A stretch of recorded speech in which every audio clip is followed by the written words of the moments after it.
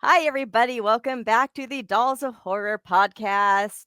Today, I have a very special guest with me. I'm so excited to introduce to you Wesley Mann. Wesley, thank you for coming out Hello, hello. or staying in, Um, rather. We just talked about COVID times makes this so much easier, right? yeah, totally. We're all equipped now. Well, it is such an honor to have you here with me. Been a fan since I was just a little thing. I first saw you probably in Back to the Future, right? And then Part Tales two. from the Crypt, right? Yeah, Part two. And then yeah, Tales from the Crypt. And then came Adventures in Wonderland. So I yeah. already knew who you were. Yeah, I see. Yeah, that was about 1988. Yeah. Yeah. So 88, I was 7. I started my horror obsession really early, okay? Okay, good. I did too. When I was a kid, I had this wonderful book. I was always interested in the Gothic horror pictures, Yeah. Frankenstein, Dracula, Wolfman, all of those. I had this great book called Heroes of the Horrors, and it Mm. was biographies of Bela Lugosi, Peter Lorre, Vincent Price, and probably the one that I admired most was Lon Chaney Sr. Mhm. Lon Chaney Jr. was also in the book, but I was always interested in the characters in horror movies. So The Lon Chaney, Phantom. yeah, he's the man of 1,000 faces, they called him. Mhm. You know, and he made a lot of advances in character makeups over the years too. I mean, he would go to extremes for his makeups, like using the membrane of a boiled egg, on one eye when he was playing Quasimodo. That Right. had to have been painful, But Ugh. anyway, so yeah, Well, the pioneers of the makeup that we have now, yeah, yeah, right? yeah. Hey. Without those, you wouldn't have had the caterpillar makeup. Exactly, and our Tales from the Crypt makeup as well, right? That was Yeah, pretty gnarly that you had to wear. But yeah. before we get into all that, let's begin at the beginning. As I said, Wesley Mann, the early years. How did this acting, performing journey begin for you? Well, I was born a cross-eyed miracle menopausal baby in a little town called Vallejo, California, which is in the North Bay area. And when I was about 10 years old, I saw an advertisement for a magic book, 264 instant magic tricks on TV. It was on probably during the cartoons in the afternoon. And I sent away for that book and I got very interested in magic. And then I decided that I wanted to be like Blackstone Jr.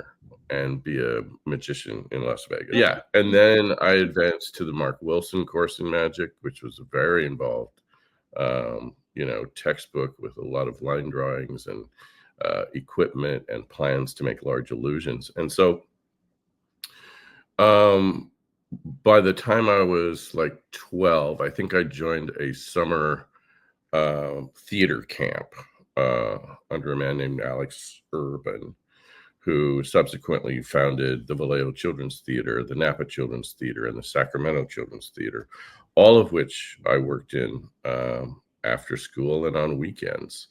And so I just and so the magic continued.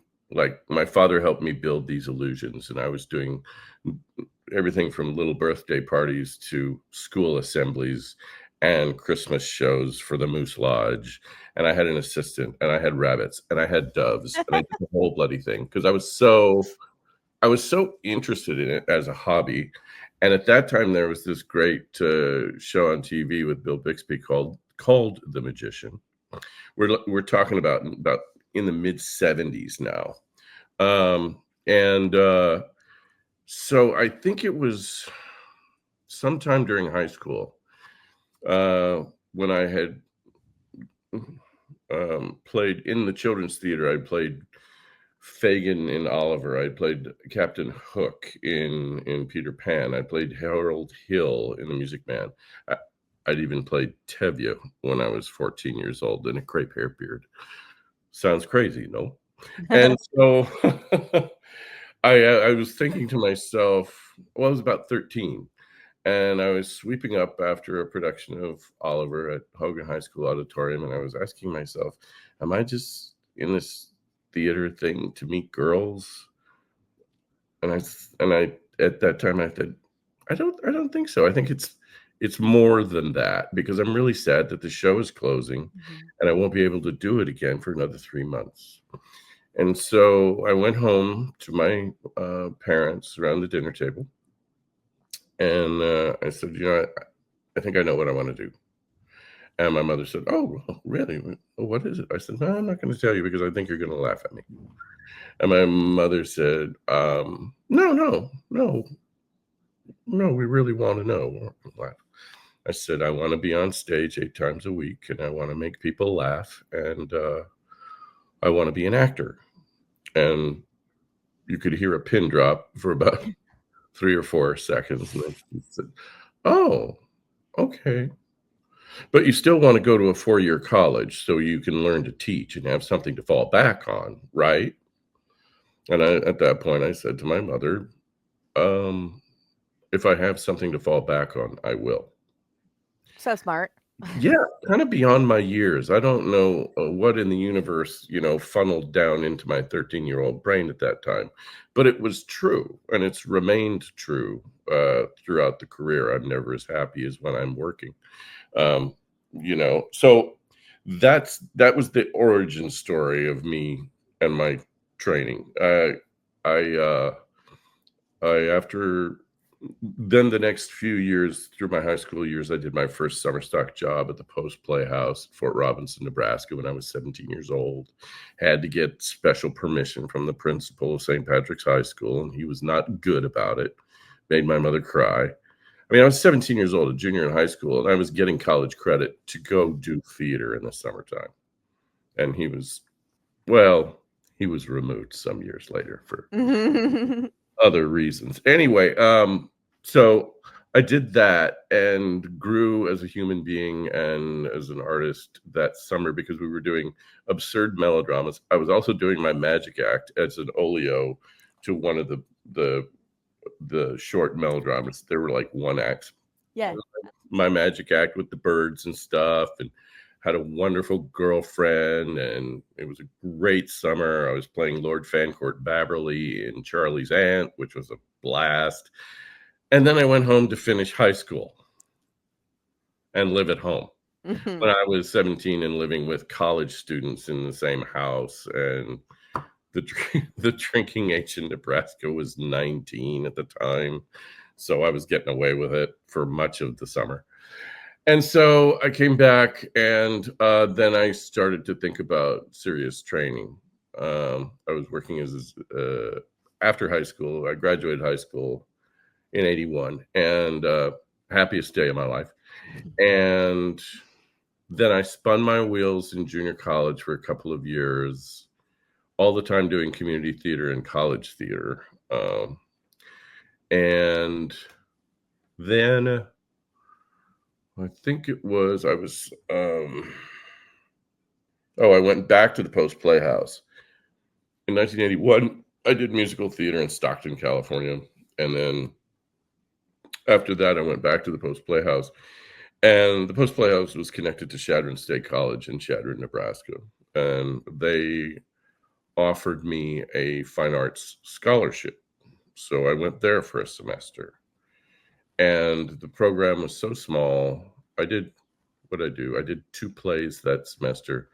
I took private voice, private piano, chorus. Um, there, it was one class was basically shop. It was learning the technical practicum of doing theater, Mhm. which I had already been doing over the summers. And the program was so small that I was in the Petrified Forest playing Gramps, playing a 70-year-old guy at the age of 22. And a play called The Second Lady, which was a Jack Sharkey comedy about, oh my goodness, the first female president. Um, so, so it did those 2 plays, and they inducted me to Alpha Psi Omega on Wednesday night. I went through the initiation ceremony, and then on Thursday night, they elected me president.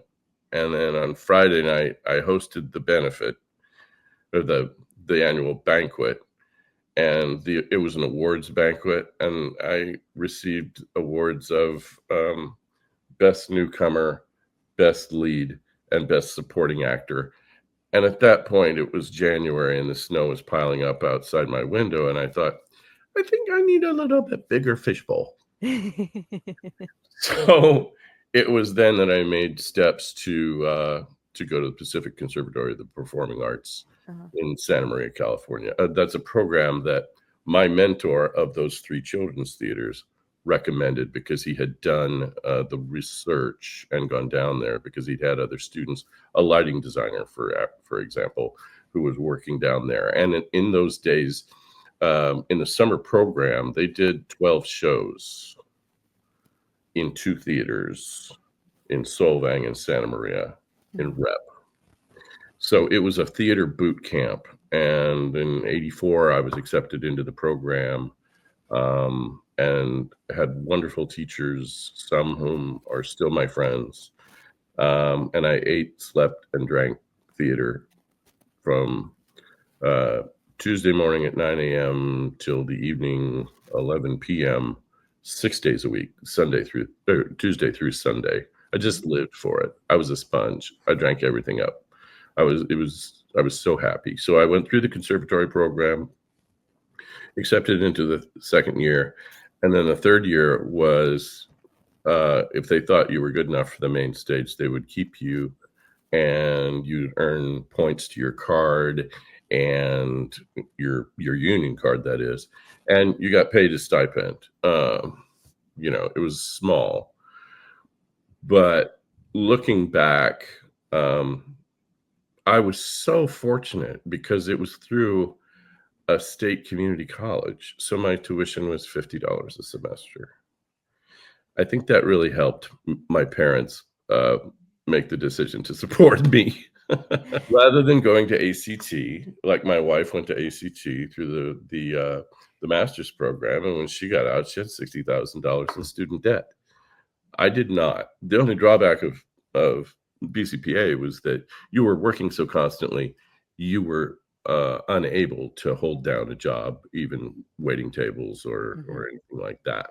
So I had this little studio apartment. Get this, for $300 a month, and my parents allowed me like $400 or $500 a month. I think that was my allowance. So the third week of the month, I would call them, Mom, I'm running out of money. I think I need more. I'm already paying $300 a month in rent. My mother said, do you have a drug problem? I said, no, I'm eating baked potatoes every day. I mean, come on. So anyway, when they came to see the shows, they were very proud of me, and they supported my career the whole time. So let's fast forward to 1987. It's summertime, and I'm playing Puck in A Midsummer Night's Dream in Solvang under the stars. It's fantastic. The show is inspired by Dr. Seuss. Brilliant design, scenic design by Tom Butterwitz, and a wonderful costume designer at that time named Beaver Bauer. Let's just say I was adorable. Okay. I was 24. So that show was picked up by an independent producer and brought to Los Angeles, to what was then the Westwood Playhouse, is now the Geffen Playhouse, and it's over in Westwood. We ran there for 6 weeks, and that's how I got my first agent, Writers and Artists. And then along about January of 1987 or 88. I guess it was January of 88. I got my first gig on Golden Girls as a ticket taker in a bus station in St. Olaf. It's funny that you mentioned Alex Urban because my friend went to high school in Napa in the early 90s, and that was her English teacher. Oh my God. Did you go to Justin Sienna? No, well, she did. She did. Yeah. She was older than me. So yeah. Yeah. And I don't Alex, know, like 90, 1990, 91, stuff like that. yeah, I owe a great deal to Alex. He was my mentor, and an interesting connection about him. Another person who was in Napa Children's Theater. His name's Jeffrey Brooks. Um, Alex passed away some years ago, Yeah, like and 25 or something. I think so. Yeah. And I went to his memorial service, and there were a few other people that I had known from back in the day, David Leonard being one. He was the lighting designer at PCPA. And this guy walks up behind me and says, "Hi, I don't know if you remember me, but I was in Napa Children's Theater with you, and when I saw you play Fagin, I I decided that's what I wanted to do with my life. My name is Jeffrey Brooks, and I was a script supervisor on Friends for 6 years."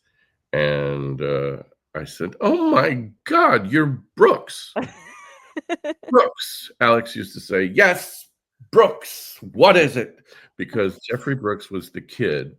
I'm sure you're familiar with this type of child who waits until it's time to go home to ask questions. Because what he really wanted was private time with Alex. And oftentimes, Alex was my ride home from Napa. I Mhm. still lived in Vallejo at the time. Um, and so we had this meeting, and he said, "I have this little theater, and I'd love for you to come, teach some classes with me." I said, "Yeah, I'd love to teach an improv class with your students or do a conservatory hour, whatever you like." And now Jeffrey is my manager, and he's part of a company called Red Rock Entertainment.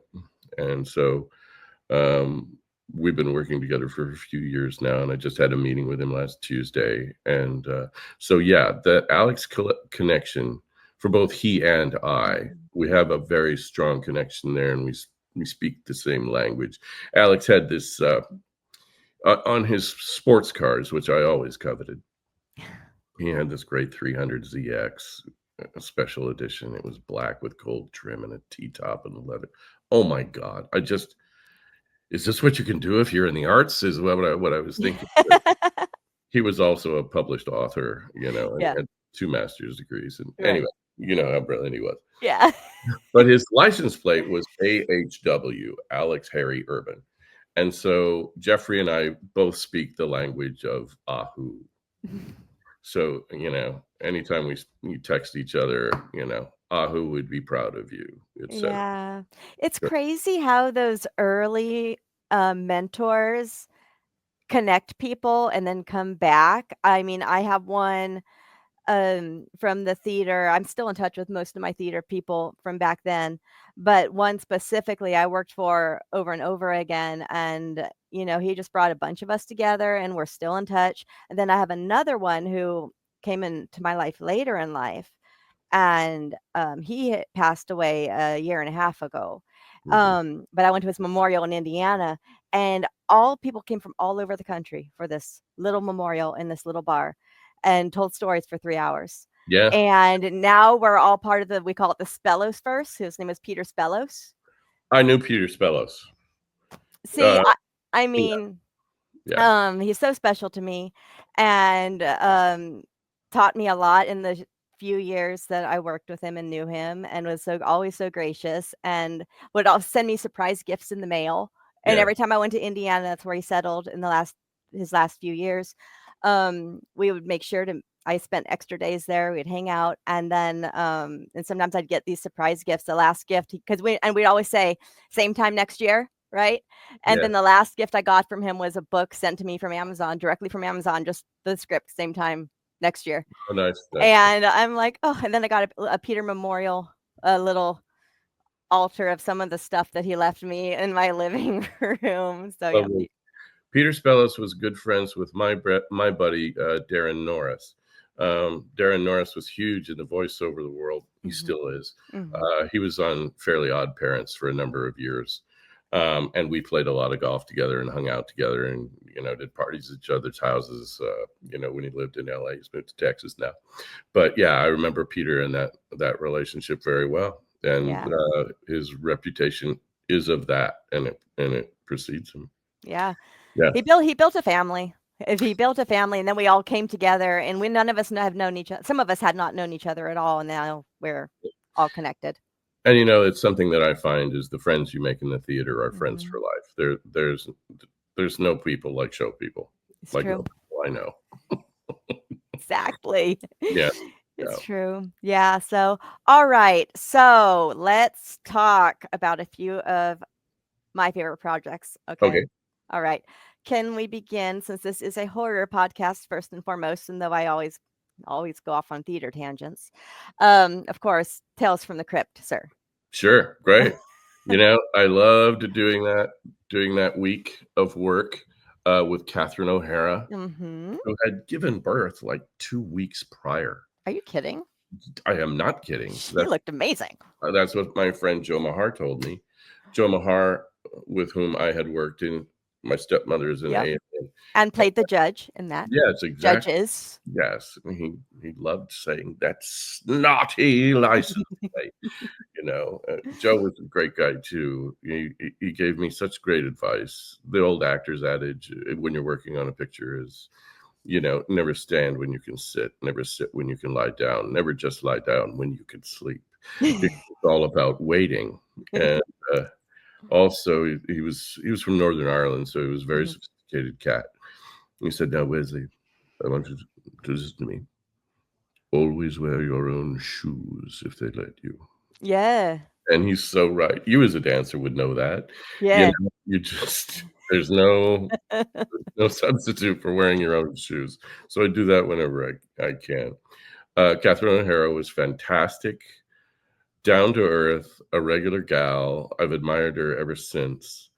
And the only sort of bugaboo the whole week was the scene, I'm sure you'll remember it, when I turned my head and said, "They cut off my nose." Yes.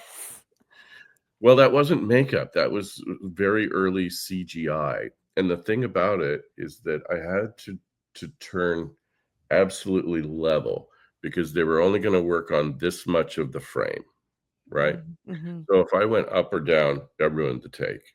And I think it took 15, 16 takes for them to set camera, have me do it right. And Catherine sat there through the whole thing. It was just, okay, whatever you need, whatever you need, whatever Oh, you need. wow. And I will tell you that there have been very few shows that I've worked on where people have been grateful afterward. I mean, when I worked on Amen, Sherman Hemsley sent me a Christmas card. Very nice. But this show, um, they sent me a letter thanking me for my work on Tales from the Crypt. Who does that? Nobody does that anymore. So it was from top to bottom. It was a really, really fun week because I had known Joe. So I had somebody to hang out with on set. Catherine O'Hara was fantastic. And I got to wear a seersucker suit too. So Okay, everyone knows you obviously from Back to the Future. How did part that come about? Yes, part 2, sorry. Yes. two. Well, I think of, in my brain, part 1 and part 2 go together. I see them as one movie in yeah, my head. yeah. And I think the way the history goes is that they made one and then they were going to make 2 and 3 as one picture. Mhm. And Zemeckis got into it and said, "This is 2 pictures. And This is by the way, 2." Zemeckis was in charge of Tales from the Crypt. Oh, that's right. Uh-huh. Maybe that's what the link was. Uh-huh. You know, I'm just um, saying. yeah, maybe I had an in without even knowing it. You Right. never know in this business, especially when you're 24 or 25 years old. You're just like, "Ooh, I know. squirrel." Yeah. So Back to the Future two. Okay. I get a call from writers and artists. They want to see you for Back to the Future 2. Pick up your sides at the guard gate. Back then, we didn't have. This prior to fax machines, so really prior to email. So anytime I had an audition, I was living in Los Feliz at the time. It was on the east side of Los Angeles. I would have to go all the way to Westwood to the guard gate of where my agency was and pick up a hard copy of what I was going to do the next day. So that was 45 minutes each way. And that became difficult when you had a whole screenplay to read the night before. Mhm. So anyway, that's not what's very interesting. So I read the script, and it was for a teenage kid. So I went in with some horizontal striped shirt, and I tried to look younger than I was because I think I was 24 at the time. Um, and I read this copy, which is not in the movie. It was just a part uh, where I'm talking to McFly about something. It was like, as I recall, it might have been in under 5 Mhm. lines. But when I went in, I got on the Universal lot, and they're like, "You have to go to Imagine Entertainment." Okay, well, this is also before cell phones, so I couldn't find my way there. And I was wandering around Universal, and I see this log cabin that's like sequestered in a bunch of palm trees, and oh, it matches the address. And the security guy comes out and says, "Can I help you?" I said, "Yeah, I'm supposed to read for Back to the Future too." "Oh, yes, right this way, sir." "Yeah, sir." I'm a 24-year-old kid. Anyway, I'm led into this conference room, which is a log cabin, and it's enormous. The conference table is about 12, 14 feet long. It's very intimidating. And there's just a casting director, a camera at the end, and a chair for me to sit in. And I did my copy. And then I think it was a week or two later, they called and said, "So you booked this Back to the Future 2, and you need to be at Whittier High School at 4 o'clock on such and such a day." And so I went in, and I was there. Of course, I was a half hour early um, at Whittier High School, and then I sat around and I waited. And then about 4 o'clock, they put me through the works. The guy in the hair and makeup chair said, "Wow, you've got great hair for this period. That's wonderful. Go over there and pick out a suit." Okay, that's what you do with extras. I didn't know anything about being a principal. So I chose that sort of orange striped suit. It was fantastic. I wish I still had it. I couldn't wear it anymore, but I wish I still had it. And then I went to my trailer, and I followed Joe Mahar's advice, and I sat, and then I laid down. I wasn't able to sleep because I was too excited. Mhm. I think I drank too much Diet Coke, so I was like buzzed. And then I waited, and then midnight came, and then we broke for lunch, and Leah Thompson sat at the table with all the extras and answered all of their questions. She's a very sweet lady. And then it became 1 o'clock, then 2 o'clock, then 3 o'clock, then 4 o'clock. The sun is just about to rise. Okay, Wesley, we're ready for you. And we did the first part of it. What's CPR?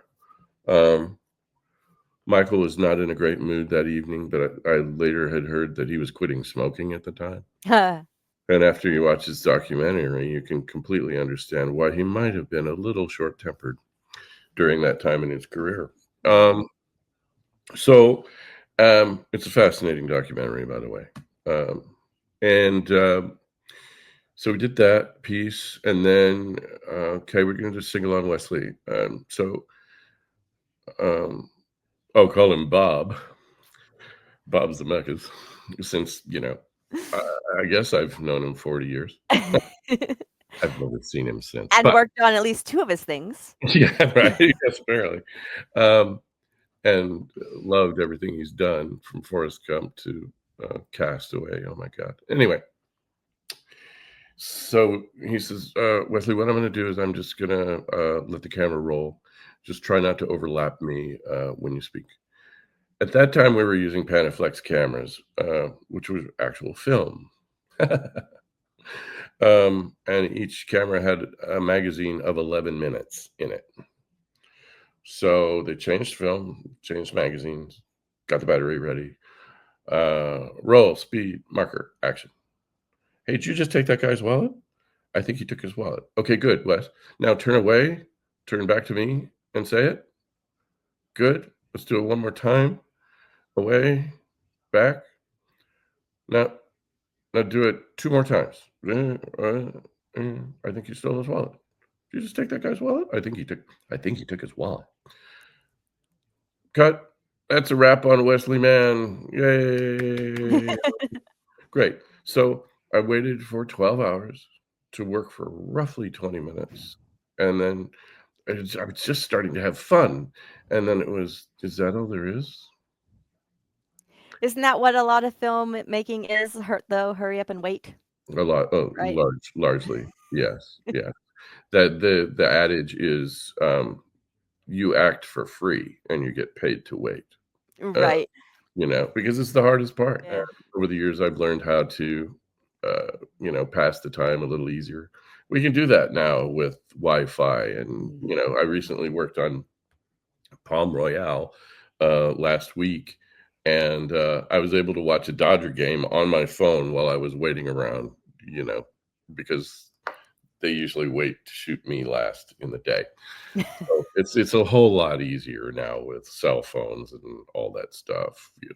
So yeah, that's pretty much the Back to the Future thing. And then people all over the country started to call me and say, I stood up in the theater. I said, that's my friend Wes, which was very cool.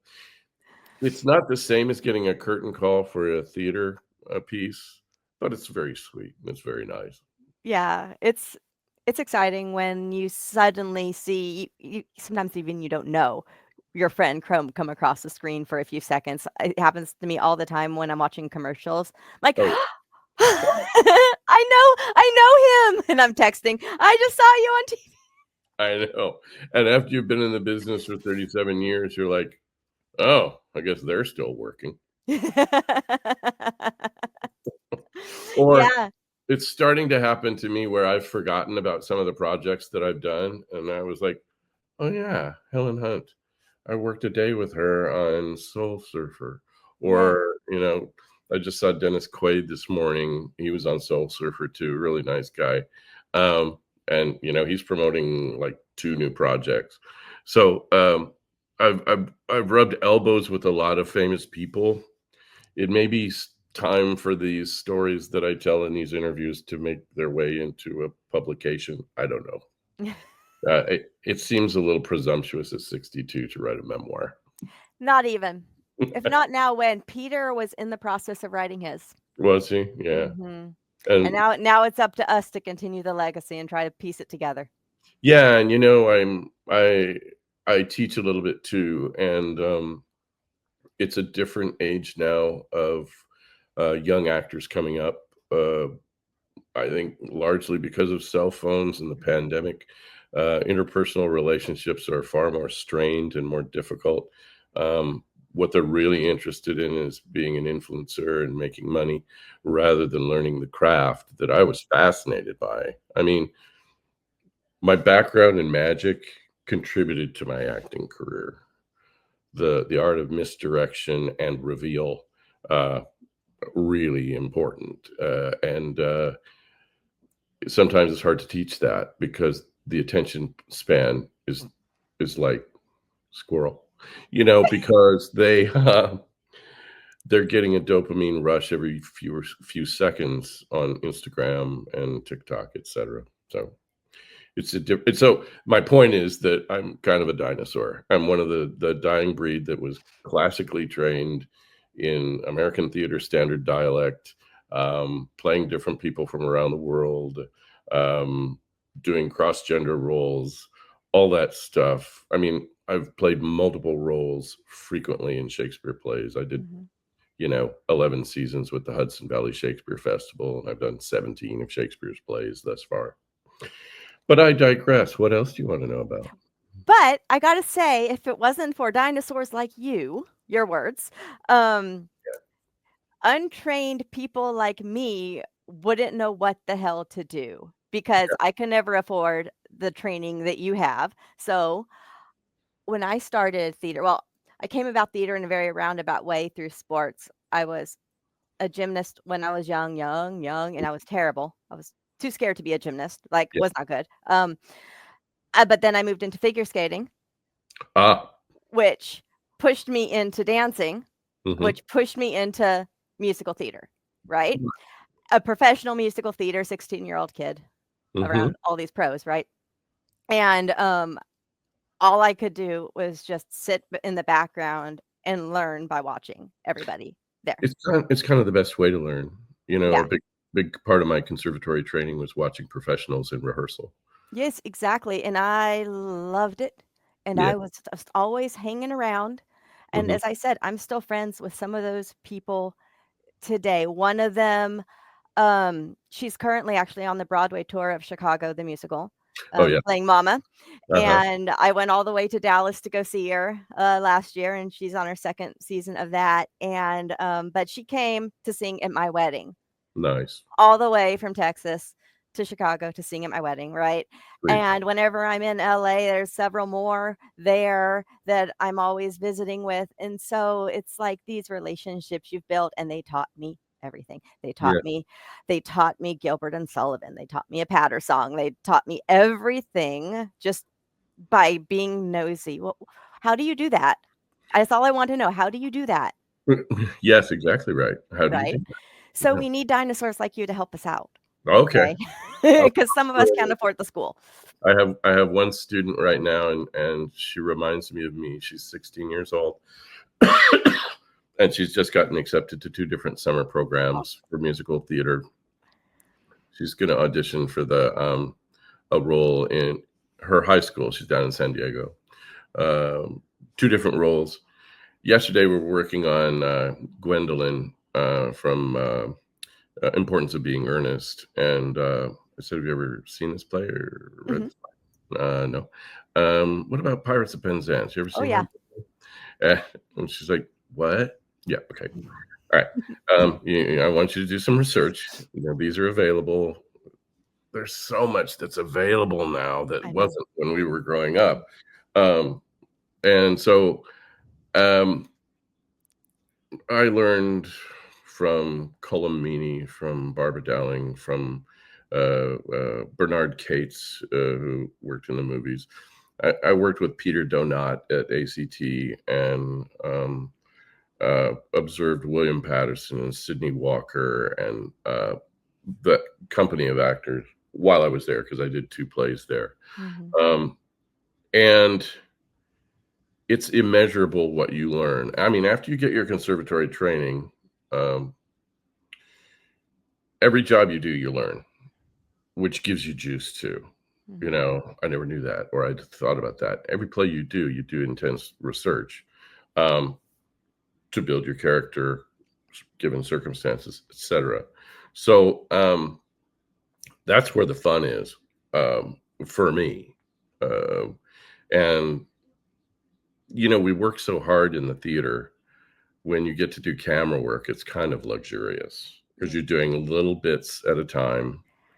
There's not a big responsibility to learn lines, except in the moment. Um, but my heroes are Peter O'Toole Mhm. and now Anthony Hopkins is Mhm. kind of the premier.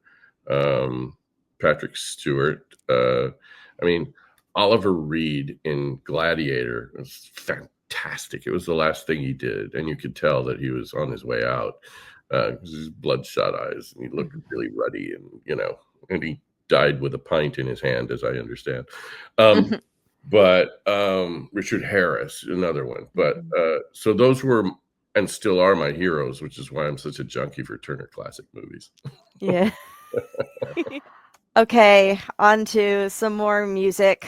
Um, Adventures in Wonderland, of course. Yeah, Now, I gotta tell you, this when we were doing, weekly episodes reviewing horror movies, Adventures in Wonderland came up constantly for me really. because there was, some crazy connections with that show, but before the internet came about and YouTube and everything, I thought this was show was a fever dream along with a few other shows I loved because no one has ever heard of these shows at that Huh. time, and, I mean, I realize now that it's because most of my friends were theater friends, and they were 10 to 20 years older than me, Mhm. or nowadays, younger people who are at least 10 years younger than me or more.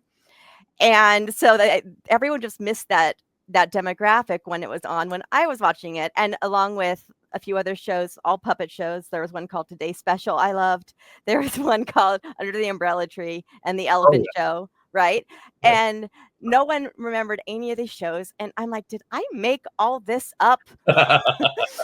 Like, is am I crazy? Because no one knows any of my favorite shows. Yeah. And then the internet happened, and then YouTube happened, and then I'm like, "Oh, thank God." I'm not crazy. And then Yeah. IMDb happened, and I And was like, then Disney Plus happened, and there we are. "Yeah, but so so first of all, I always thought that I made this show up in my head, even though I know logically I didn't, because I was very well aware of many of the performers in that show, either before or I continued to follow them after, right? Like I knew you before. Mhm. I continued to follow John Hoffman after and what he did, right? Oh, Um, Armelia, of course. I mean, my grandma played me her Ain't Misbehavin', right, growing up. sure, yeah. And so I knew logically I didn't make this up. I couldn't have. I know too much. Yeah.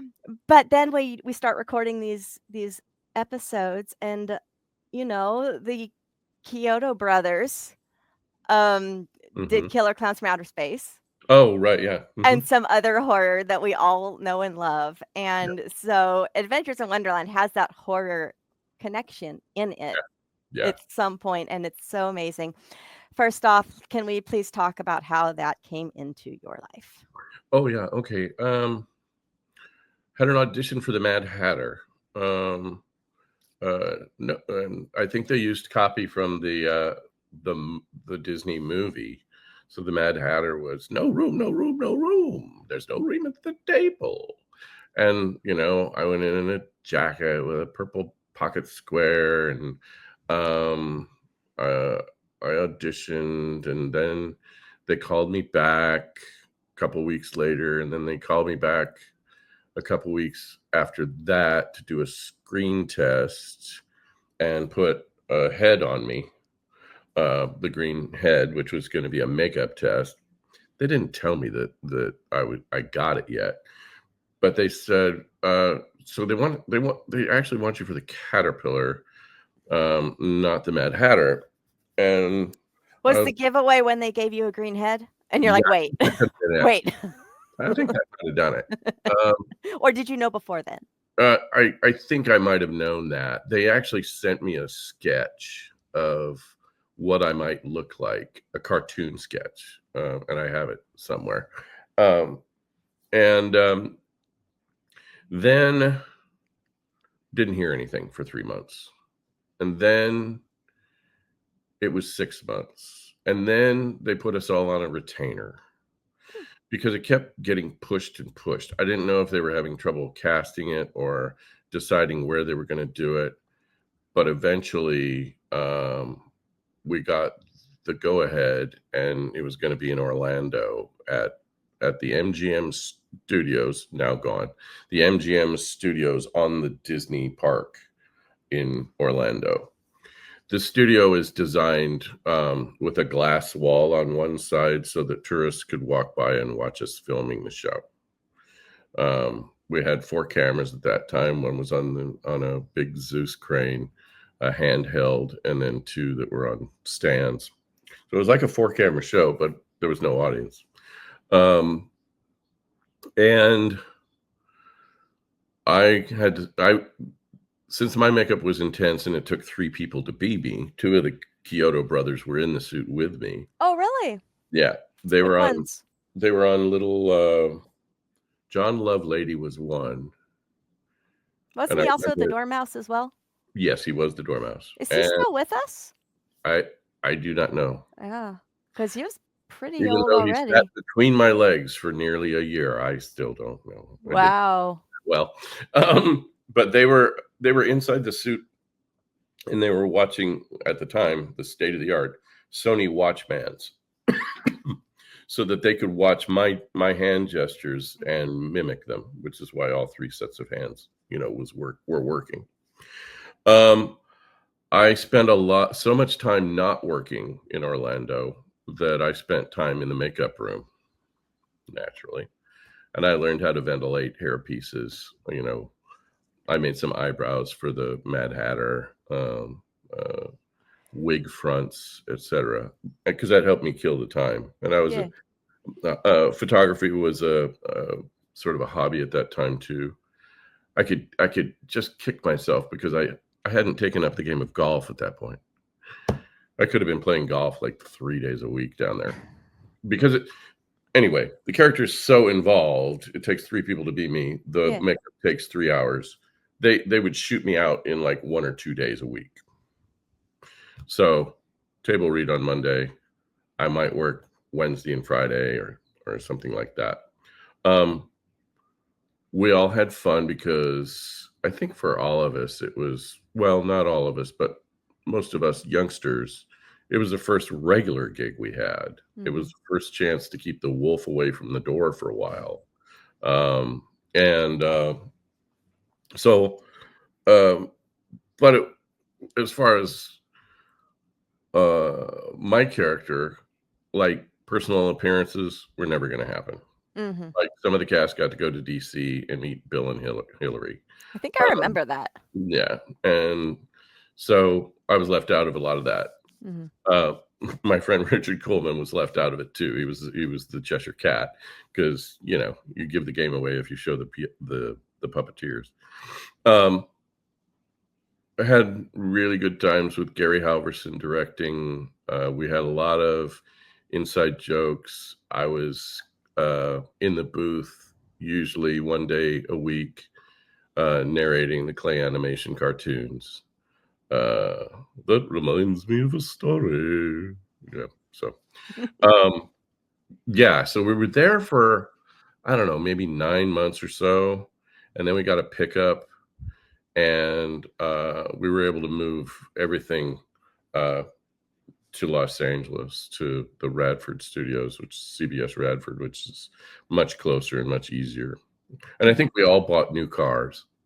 In Florida or in LA? In LA, because it's a nightmare to transport a car, in case you don't know. So yeah, I tried to sell my car in Florida and was unsuccessful. So I think if I look back on it now, I would have driven home. But I think I transported the car and paid that way too. And then traded my car in for a car that I wanted when I got back, because I actually had some savings as an actor. Crazy. And then we did ultimately we did 100 shows, 99 of which are out there. The 100th show had O.J. Simpson in it, so Disney pulled that one. I have that book, by the way. Do you? I do. And I swear I thought I had, because I'm a collector of weird things, obviously. I swear I thought I had another book, but I can't find it anywhere. So I don't know if I ever did or what happened to it. But I know that the OJ one is on my shelf. Oh, the OJ. Mm-hmm. The book of the episode. Oh, really? Interesting. Is it White Rabbits Can't Jump? Is that what it is? Yeah. Okay. Yeah. Yep. All right. I found it at a thrift store years ago, and I'm like, that's going to be worth something. I gotta have it. It probably is, but that's okay because it's not going anywhere. Okay. Collectors don't sell. Yeah. But no, yeah. So we did 2 episodes a week. Each episode had 4 musical numbers in them. I generally was out of the musical numbers. Maybe I did 1 or 2 because I had the clay animation cartoons. And when Terry Garr came on to guest, I think she was playing the Duchess. She said to Patrick Richwood, she's like, "You guys do this every week?" Oh my God. He's like, yes, we do. So she was pretty amazed at the workload of what, and the regular cast worked a lot more hours than I did. Reese and John were kind of the centerpiece, and Armelia always had a number. And so anyway, the Tweedles usually had a number as well at some point. Yeah, and it was always really physical too. I'm still good friends with Rob, and I see Harry periodically. Absolutely, absolutely amazing. I love it so much. So tell me, what was some of the challenges of working under heavy prosthetics like that as an actor developing that character? It's just heat. You know, um, the caterpillar head um, was a it was a head that slipped on over my head, and the neck, was all foam rubber. Mhm. And then so there was an opening like this, and Ron Wild made all these appliances. There was a forehead that came down to just below my brow line, so that's where that joint was hidden, was in my eyes. So there was a flat piece for my forehead, and there was a I think there were jowls as well, and those were all made out of foam latex and applied with a surgical adhesive, which was state of the art at the time. And then that was covered with what was called Pax paint. It was latex that also had pigment in it.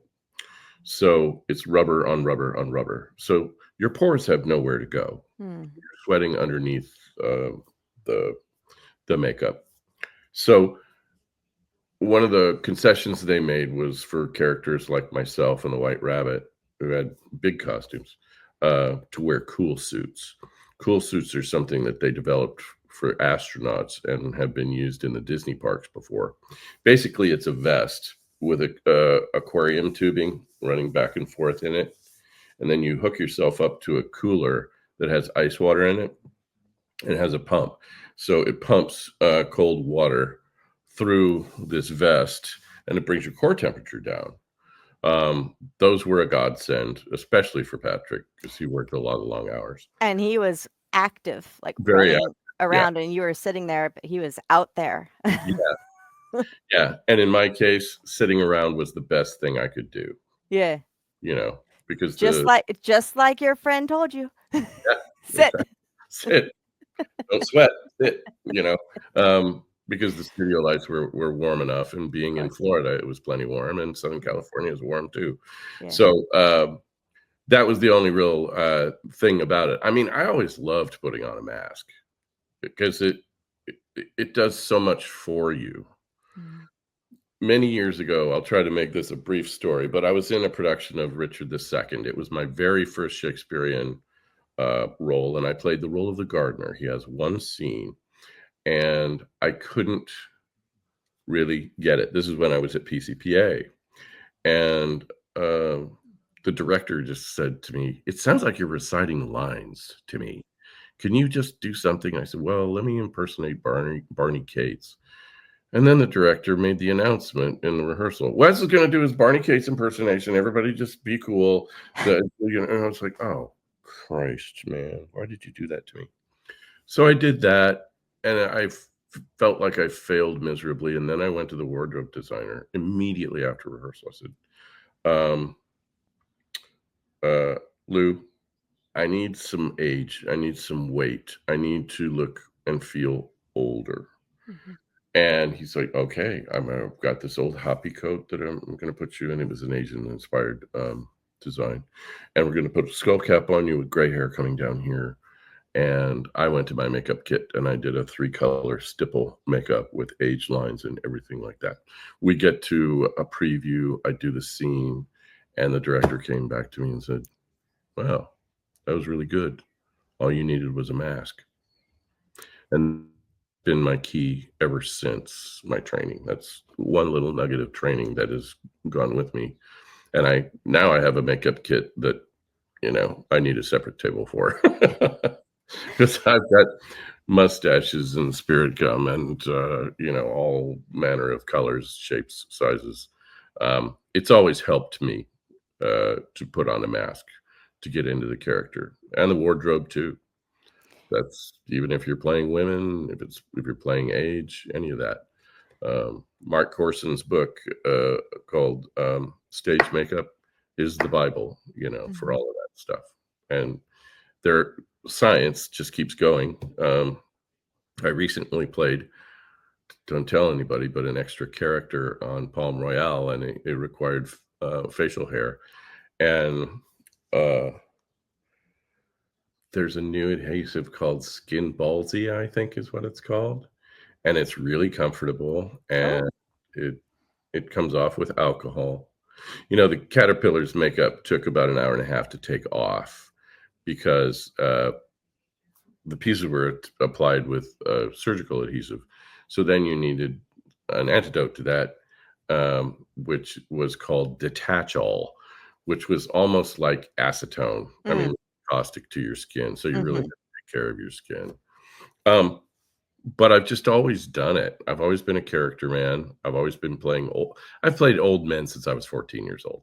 So I'm used to it, and I'm really patient with it. I mean, the original design for the caterpillar required that I do a life mask. Don't know if you know what that Mhm. is, but yeah, I mean, they cover your face with gel, cover your hair with a stocking, and then they put dental alginate all over your head. And they try to leave holes in your nose so that you can breathe while it sets up. And that's about 20 minutes of being really claustrophobic. So, but that's how he was able to build the pieces that fit perfectly to my Mhm. face. So, How was the costume, like, was it open in the back? yes. So I walked around with the head on, Mhm. and then I bet they opened up the back, and I stepped into the costume, and there was a piece of PVC pipe for me to lean my hands on, Mhm. and my arms on, and my hands came through the holes. There was one guy sitting cross-legged on the floor. Then John Lovelady was on a little stool behind him, and then I was on top of John, whose head was about here. So it was pretty involved, and that's why the caterpillar didn't move hardly at all. I So mean, so who were the feet? Was it the bottom guy or John? it was the bottom guy. So his legs Yeah. came out the front. So, yeah, I mean, I think one time we kind of clowned about, the caterpillar moving, and I think I did something like this.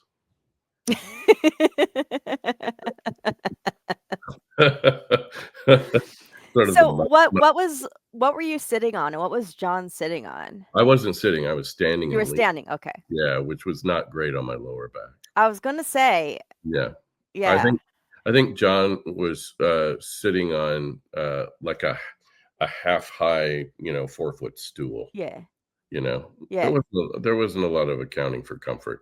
But right. the guy on the bottom, I think he was sitting on an, one of those yoga, Mhm. pads, you know? Did they at least give you, like, a chiropractic budget? No, No? Oh, no. that's so wrong. It's so I wrong. know, I know. You as a dentist know how wrong that is, but So wrong. Yeah, this I is Disney.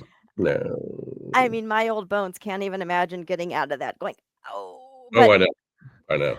I had already wrecked my body by the time I was 20. So, Yeah, I yeah. mean, I've been in pain for 25 years. So, I can't even imagine getting out of that Yeah, kind of costuming situation. I can Oh, the pain. I can relate. I gave my left knee to the Hudson Valley Shakespeare Festival, Yes. and I need a new one because I'm bone on bone in there. Tore the Yes. meniscus twice, so that's gonna happen this year, and then I'll be in the pink again. Well, there you go. Yeah, Peter would always say, too many pratfalls in the 70s. Yeah. Too many pratfalls, man. Yeah. Yeah, I was able to speak with Bill Irwin shortly after, Full Moon, when it came to LA, and I said, I asked if he was teaching any workshops or anything. He's like, "No, no, no." I said, "Well, how are you? How's your Mhm. career?" He's like, "Well, it's getting a little tough on my body to continue." This is a real physical comedian. So, Yeah. yeah. Yeah, I mean, I'm dealing with that in my everyday life. I'm a waitress, and I'm like, "How many more years can I do this?" Yeah, you're still staying fit by doing that. That's But amazing. I'm in so much pain. Like, my hips are in so like, right now, sitting here, I'm just like, "Ugh," and the only time I feel any relief is when I'm laying flat, Yes. you know? So, standing up, sitting down, it's no good, and, I'm 42 now, Uh-huh. so, I mean, I think I might have 10 more years. that I can do, then I'm gonna have to figure out what else I'm gonna do with my life and how I'm gonna Yeah. make some money. Yeah. Aleve, Yes. um, Yes. Voltaren, ibuprofen. It's funny, it came up in my Facebook memories a few days ago. I was at work in another job I was having a lot of pain on, and I just took a photo of me making a face, and I captioned it, "Welcome to adulthood. I hope you like ibuprofen."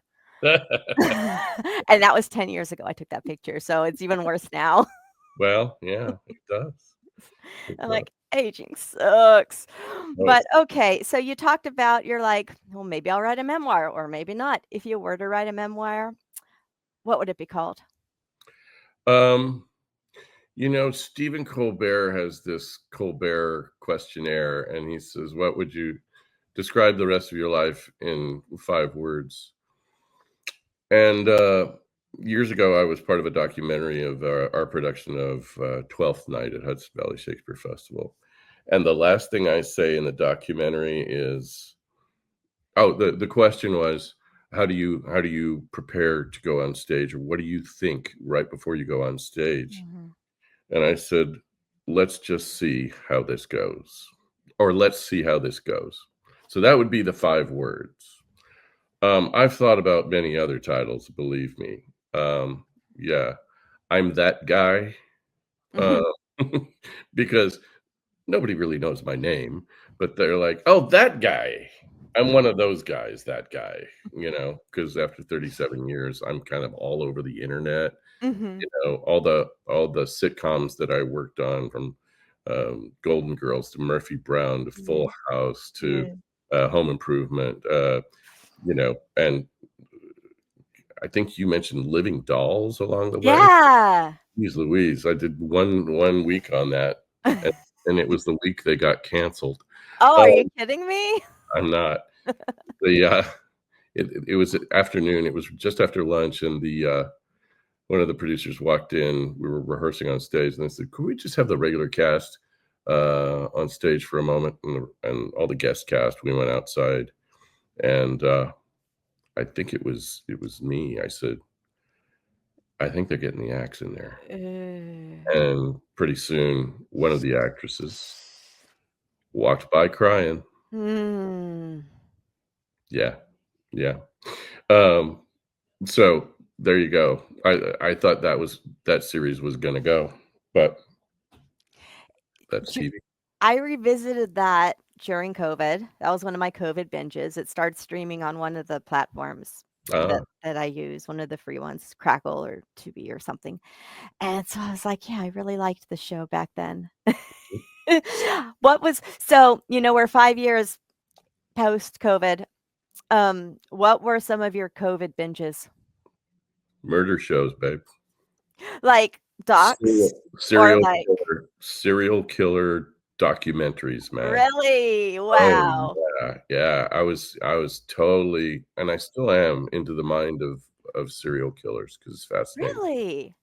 Yeah, yeah, because it's something that doesn't have to do with comedy, Yeah. certainly, and it's just the inner workings of a warped mind. There was this Yeah. great series a couple of years ago, Mindhunter, Uh-huh. fantastic show, and I saw a blip on Facebook that they were gonna shoot a 3rd season, and I hope that they do, because it was so good, so original. I think it was Steven Soderbergh who directed these episodes, and it was so period and wonderful, and it really tapped into, its interviews in prisons and with Yeah.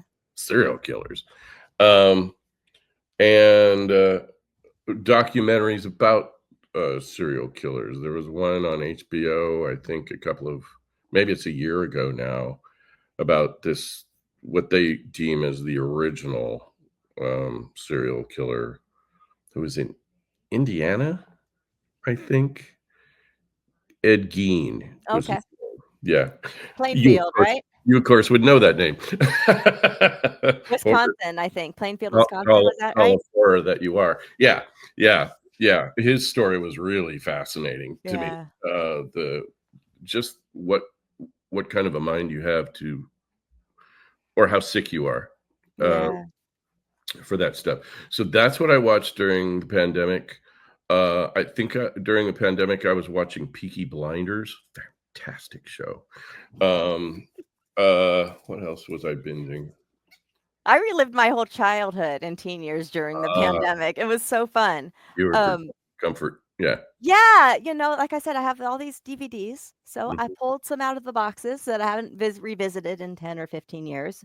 So I rewatched all of Touched by an Angel.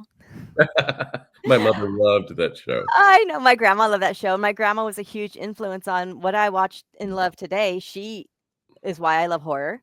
I saw Yeah. my first horror film at her house, um, when I was 8, and, as well as the shows.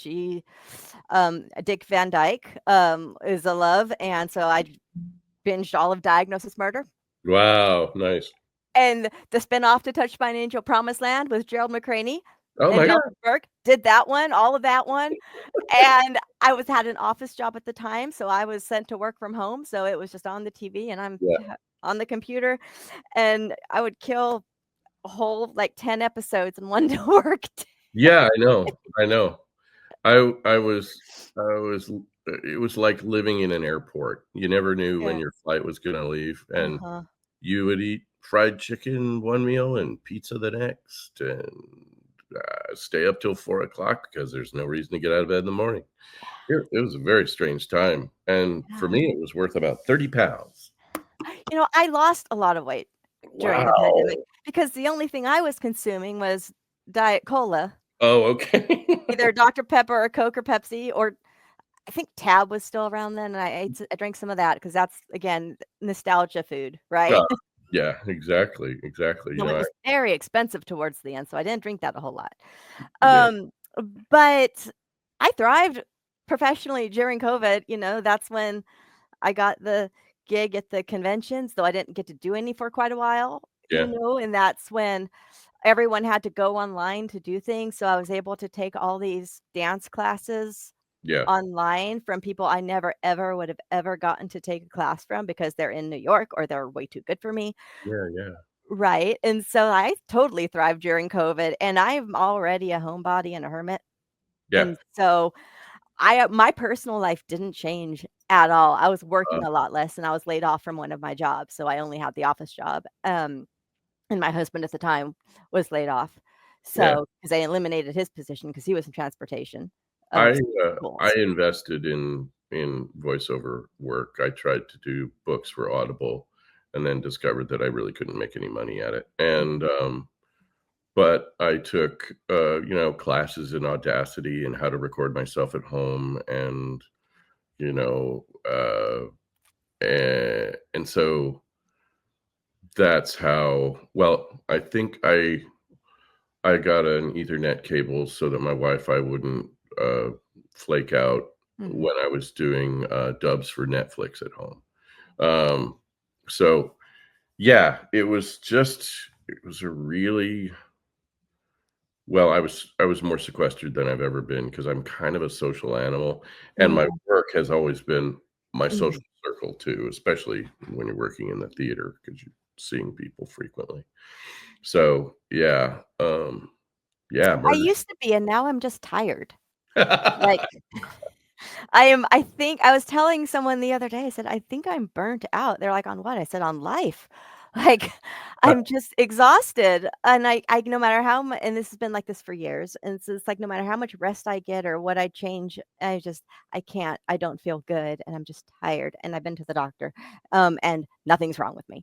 So, I think I'm just burnt out and tired, and so getting to, like, not wear pants or put on shoes or leave Yeah, was amazing. Now, 20 years ago, I would have gone nuts, yeah, but no, now all of a sudden, I'm being praised for the life I love already. that's great. So, but no, I lost a lot of weight during COVID because I was just like, "Great, I can drink my Diet Cola all day long." Yeah, and that was all I was consuming, and No, water. wow. Oh my gosh. I know, and I didn't say it was healthy. Yeah, maybe that's responsible for some of the aches and pains, Summer. I know. Well, it's my skater diet, okay? Yeah, yeah, it's like the ballet diet. Yes, minus the cigarettes. I stopped smoking when I moved to Chicago because it was very expensive here and it was very cheap in California, and I was like, "I am not paying that much money for Oh, that." And so well, I I'm glad you quit. I quit, 15 years ago myself. yeah, so for me, it was 18 years ago, and I still miss it too. Crazy how that addiction works, right? Yeah, I actually quit for 15 years and then took it up again. Ew, why'd you do that? Because I was at a Shakespeare festival with a bunch of 20-somethings who all had a death wish in New York City, Right. where you could smoke everywhere And it except was and it outdoors. was a social occasion then. Yeah, yeah. Yeah.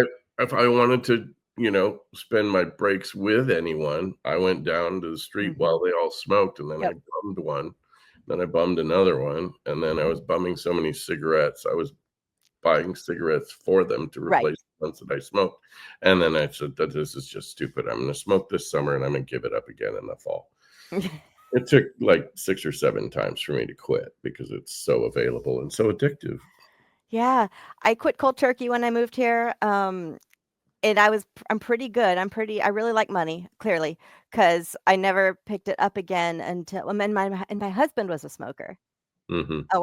We're not together anymore, but I was able to be around him, do it, and not do it. Wow, that's I was amazing. I was like, "Why are you burning up money? We Yeah. can't afford this." And so but then I did smoke once or twice when I was having a bad day.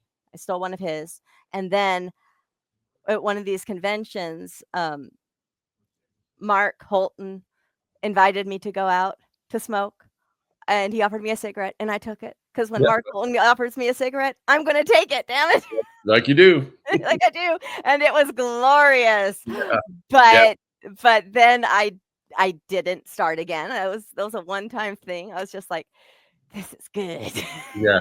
I'm stoned after 3 drags on a cigarette. Yeah. Seriously. But the thing is, my brain misses it, my body doesn't. Like, when I'm around smoke, I cough, Yeah, but I still desire it. I find it pretty repulsive. Yeah, the only time it smells good to me is right when somebody lights up, and Mhm. that was my favorite, flavor too. When it got too hot or, if someone comes in to a bar after smoking outside, I'm like, "Whoa, Yeah. dog, Yeah. Yeah. please, please don't speak loudly at me." Well, it's on your clothes, so there's really nothing you can do. You just gotta walk away. Exactly. Yeah, yeah. Yeah, yeah, so I don't miss that, I don't miss my walls being yellow or anything, but I miss the activity of it, and my brain misses it, but I don't like it. Yeah. Explain that to me, I don't understand. Anyway, well, I don't wanna keep you all day. I could talk to you for forever about everything, right? But I wanna be mindful of your time because I really appreciate you coming on and doing this for me.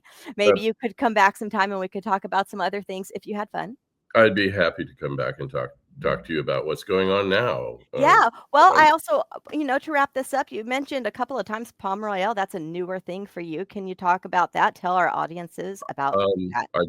I just wrapped season 2. I was in 6 of the 10 episodes of both seasons. It's on Apple TV.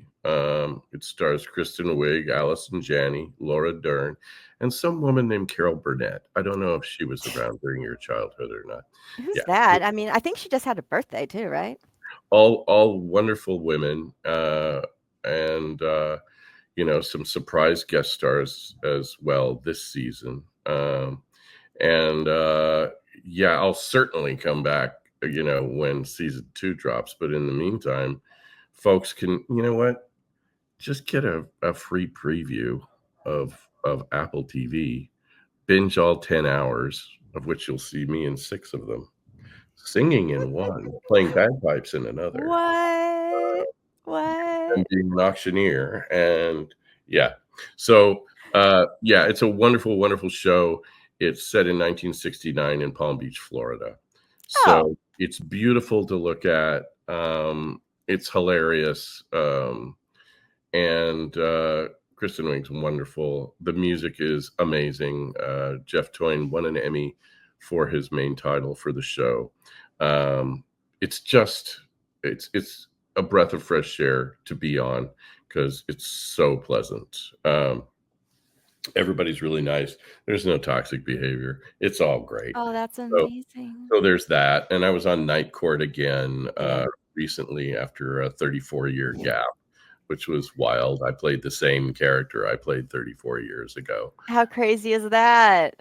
Yeah, I had my manager kind of knock on their door and say, "He was pretty memorable back in the day."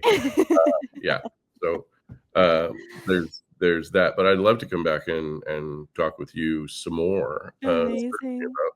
Oh about my performing gosh. stuff. But now it's time to sign off. So again, Wes, thank you so much for coming and talking to me. Can't wait to have you back and talk about all the other things that you've done in the theater and on screen because this has been so amazing for me. Thank you so much. Well, you're more than welcome, and if any of your viewers, listeners, want a personal message from me, they can go to Cameo and find me there. Ooh. There you go. Mother's Day is coming up next week. Mother's Days, birthdays, pep talks, shout outs, all Yeah, the things, yeah. right? I mean, I usually do the wallet guy thing for folks, but certainly I can do the caterpillar as You well. can do Caterpillar. Do I'll you even get any say you other can cut off my requests? nose if they want. It's like, "Please, please just tell me that you hope you're going to courtroom B," Yeah. or whatever. Was that the line or something in the beginning? I don't remember. Um, So this is a very strict town. you're like, "God, I hope so. I hope I get 10 years." Yeah, yeah. Wes, thank you so much. I appreciate everything. Thank you for coming in and talking to me. You bet, Summer. Thanks for having me. We'll see you next Bye-bye. time.